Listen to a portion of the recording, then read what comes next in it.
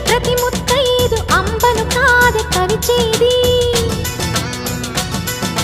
తన మదిలోని కలకలనన్ని అమ్మలకేగ తెలిపేది నెలతలే లేకుంటే దేవుడికి నెలవేది భక్తులే రాకుంటే గుడికి ఇక వెలుగేది దయతోటి కుంకుమ పూలు అక్షింతలు మనమంతా ఇవ్వాలి తన తాళి నిలపాలి తాళి కాచి ముత్తైదా